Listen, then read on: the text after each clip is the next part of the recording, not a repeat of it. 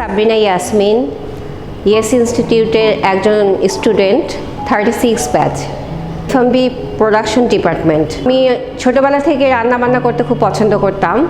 তো যখন আস্তে আস্তে আমি ইনস্টিটিউটগুলো খুঁজতে শুরু করলাম, অনেক ইনস্টিটিউট খুঁজেছি, কিন্তু আমি ইএসএ যখন আসলাম, ইনাদের ব্যবহার এবং ইনাদের কিচেন এবং শিখানোগুলো অবজার্ভ করে আমি এখানে ভর্তি হই এবং আমি এখানে অনেক কিছু শিখতে পেরেছি।